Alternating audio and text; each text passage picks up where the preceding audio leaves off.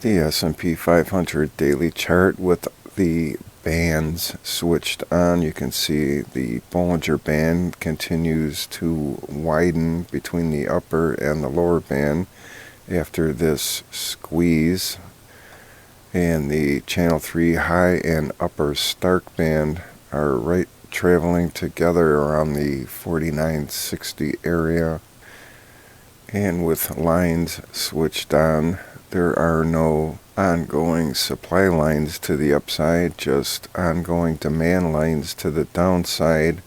First one at that level, the one right underneath it at that level, and bringing up the rear is this one at that level. And the D wave, up wave 5 and down wave C continue traveling to the upside with each new all-time intraday high.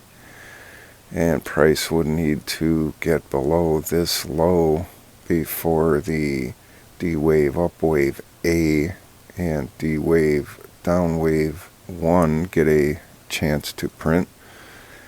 And there's a pretty good gathering of support down here, starting with the cloud conversion line at that level, and the combo disqualified sell risk at that level, and there's the Bollinger Band mid-band and the sequential disqualified sell risk level. Then there's the 20 and 21 simple moving average, which the 21 EMA at 48.05 is above the simple moving average 47.94, and the cloud baseline is right mixed up in there too, so that 4800 area is an interesting support area.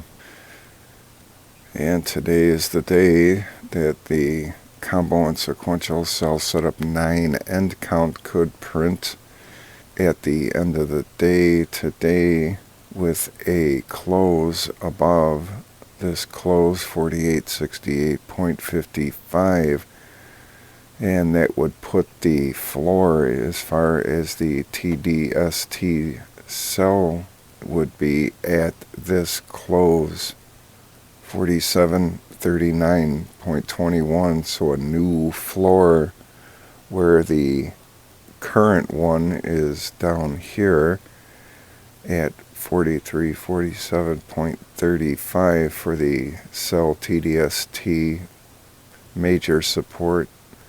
And price is getting close to tagging the D wave up projection for D wave up wave 5. And that does not happen too often, so it's very close to that. And normally there's just a close close for price when it gets near it, and then a downdraft or correction. But this time it has every chance of actually nailing it at 49.52.40.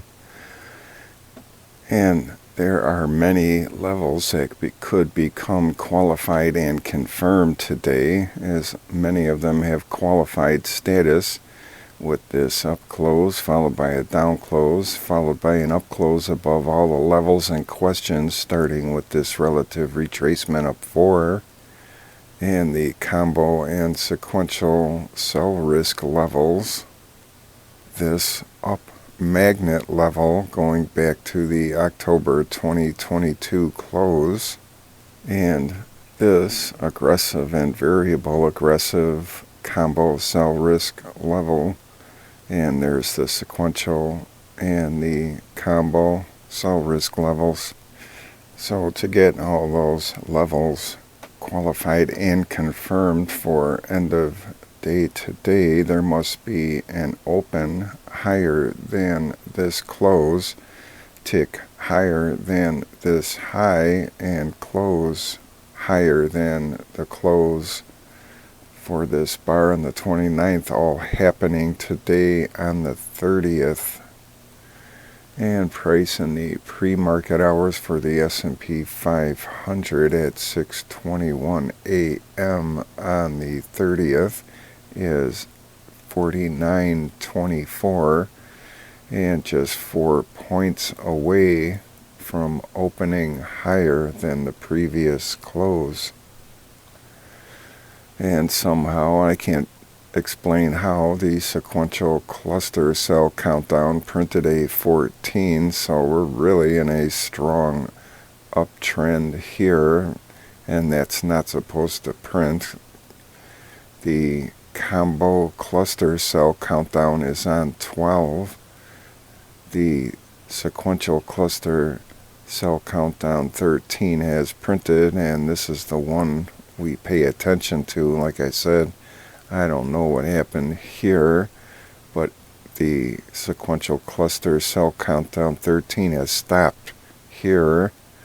So one more week possibly for the combo cluster cell countdown 13, and these are set very aggressive.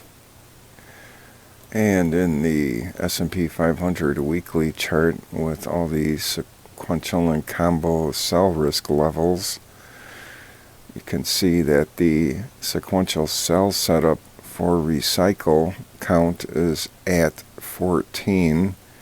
So all it has to do is stay above 4697.24 for closing price this Friday, end of day Friday, and it keeps the 14. Then next week it's the 15 with a close above that level. Week after that is 16 with the close above that level. Week after that, close above this level, and etc. So it's still 5 weeks away from recycling all these 13s. So print the combo cluster cell countdown 13 in the daily chart, and lose this recycle count within the next 5 weeks. And I say that's when the downdraft will happen. And there's nothing in danger of becoming qualified and confirmed in this weekly chart for the S&P 500, which is also printed the D wave, down wave C, and D wave up wave 5, and it continues traveling onwards and upwards with each new weekly all-time closing high. And there's pretty good support for this week around that 4,800 area, and included is this line segment that represents this qualified cancel line from back here. I extended it out. Not major support, let alone minor support, but nonetheless adds to the area of the 4,800, with this being at 47.95.